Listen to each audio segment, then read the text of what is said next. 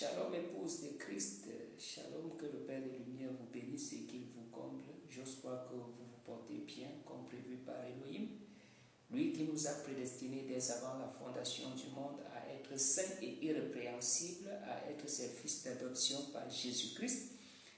Il nous a prédestinés pour cette heure, pour recevoir le message de l'heure, un message qui nous prépare pour l'enlèvement.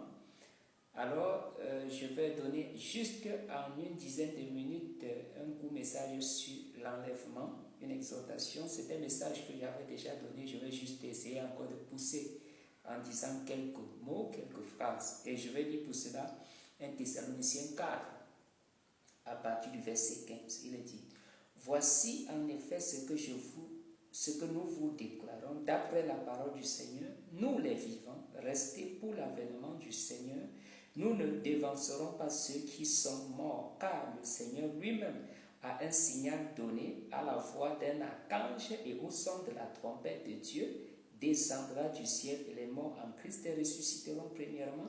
Ensuite, nous, les vivants, qui serons restés, nous serons tous ensemble enlevés avec eux sur les nuées à la rencontre du Seigneur dans les airs, et ainsi, nous serons toujours avec le Seigneur.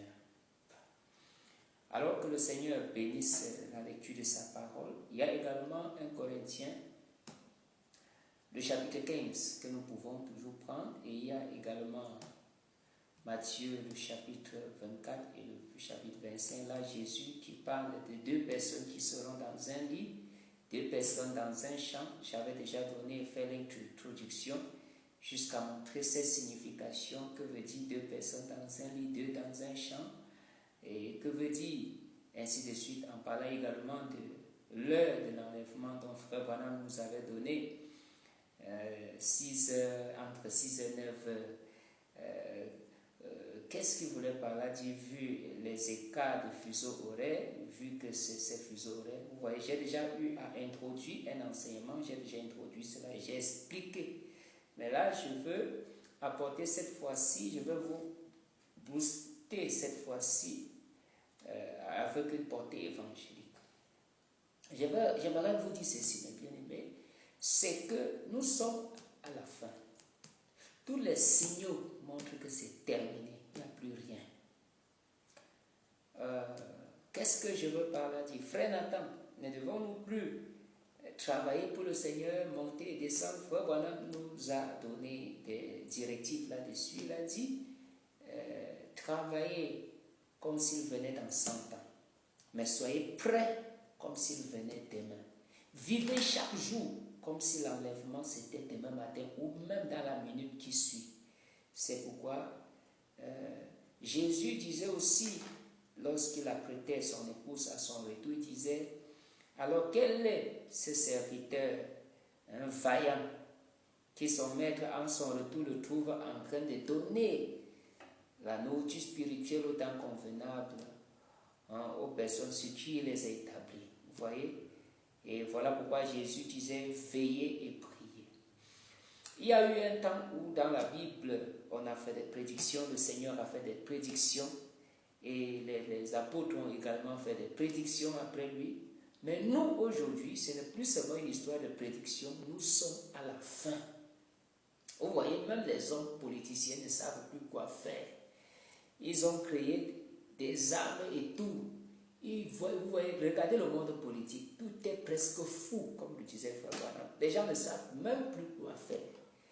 Il n'y a plus de stabilité nulle part, plus d'assurance. C'est une guerre infinie.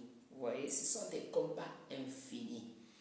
Et c'est dans toujours les Thessaloniciens ici que l'apôtre Paul disait, quand les hommes diront paix et sûreté, alors une ruine soudaine. Donc vous voyez, tout ce qui se passe présentement là, ce ne sont pas des choses qui vont s'arrêter. Vous voyez, ce sont des décors qui sont en train de prendre place. Et j'aimerais parler à quelqu'un en disant, aucune bombe atomique n'éclatera quand l'épouse est encore sur la terre. Et alors, si tous ces décors sont là, mes bien-aimés, nous sommes à la fin. Ne vis pas dans ton désordre aujourd'hui comme si tu avais encore un peu de temps. Tout est fini. je m'adresse à l'épouse de Jésus-Christ. L'enlèvement, on va se lever un de ces 4 matins, ce sera terminé. Ce sera terminé. Tu te dis peut-être, oh, mais si c'était le cas, tel n'est pas encore prêt, telle église, il y a encore le désordre là-bas. Non, l'enlèvement, chez nous les hommes des nations, ce n'est pas un enlèvement d'une église complète, non. Ce ne sont pas des foules et des groupes que Dieu enlève, ce sont des individus. Alors, si tu connais la parole du Seigneur, alors vis la parole avec la mesure de grâce qui t'est accordée, sans chercher à savoir qui est prêt, qui n'est pas prêt. Ce sera un énorme piège. Parce que l'épouse est appelée vierge sage. Et si tu es une vierge sage, c'est le mystère des individualités. Et comme c'est le mystère des individualités, tu ne peux pas regarder la foule, tu ne peux pas regarder la masse. Frère Branham dit c'est toute une petite minorité. Alors ça veut dire dans une église où vous avez même 300 personnes, vous n'êtes pas sûr que 100 personnes seront enlevées là. N'en parlons pas de 50. Donc ne mesure pas le temps de Dieu avec le niveau de foi des gens. Et il faut toujours se rappeler que dans le royaume de l'évangile, j'avais aussi expliqué ça, il y a plusieurs sections. Il y a des gens qui sont tout simplement sauvés. Ça, c'est pas ça n'a rien à voir avec l'enlèvement. Si tu es seulement sauvé, tu vas passer par le trône blanc. Il y a des gens qui seront sauvés, qui n'iront pas à l'enlèvement. L'enlèvement, c'est uniquement pour l'épouse. Parce que l'épouse est au centre, comme les sacrificateurs de l'Ancien Testament, qui n'avaient aucune portion d'héritage, mais qui restaient au temple, dans la tente d'assignation. Les autres travaillaient et puis entraient, payaient leur dîme aux sacrificateurs. Parce que les frères Branham disent que ces sacrificateurs, c'était l'épouse. Donc, même si partout ça semble bizarre, les gens qui semblent ne pas s'inquiéter, ne pas être dérangés avec les événements qui s'enchaînent, toi mon frère, toi ma soeur, toi pasteur, ne te refais pas à un autre pasteur. Qui t'a dit si ce pasteur qui tient le brochu en main est un fils de Dieu qui parle à l'enlèvement? Il peut être un serviteur de Dieu, mais ça ne veut pas dire que c'est un fils de Dieu qui parle à l'enlèvement. Il y a une différence entre serviteur de Dieu. On peut être serviteur de Dieu en étant en même temps fils de Dieu, mais on peut être serviteur de Dieu sans être un fils qui part à l'enlèvement, un fils adopté qui part à l'enlèvement. Et Dieu n'adopte pas les serviteurs, Dieu adopte les fils, et ce sont les adoptés qui montent à l'enlèvement. Donc un pasteur ne doit pas mesurer le temps de Dieu pour l'enlèvement par rapport à un autre pasteur, ni un frère laïque dans l'église mesurer le temps qu'il y a.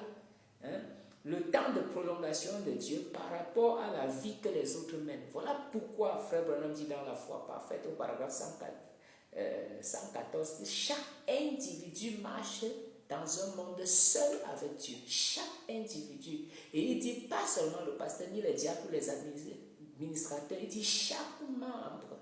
Et il dit c'est ça la parfaite perfection qui ne peut faillir. Frère Branham dit, quand l'épouse connaîtra sa position, l'enlèvement aura lieu. Moi, je veux alerter quelqu'un. La souillure n'entrera pas. L'apôtre Paul dit, ne vous y trompez pas. Les impudiques, les voleurs, les ravisseurs, les gens qui mènent de mauvaises vies, qui normalisent le mal dans leur vie. L'apôtre Paul dit, ne vous y trompez pas. Cette vie n'ira pas à l'enlèvement. Ne confondez pas la grâce et la disgrâce. Parce que la grâce de Dieu, c'est le sang de Jésus-Christ qui vient me pardonner et m'amener à m'améliorer jusqu'à la perfection. La disgrâce, c'est de vivre volontairement dans le désordre tout en sachant que Jésus est mort pour soi. Ça, c'est la disgrâce. Voilà pourquoi le Salomon, le sage, disait que la grâce est trompeuse. Voilà pourquoi Calvin et son groupe se sont heurtés, se sont trompés au sujet de la grâce. Faites attention, nous sommes à la porte de l'enlèvement. Que le Seigneur nous bénisse tous.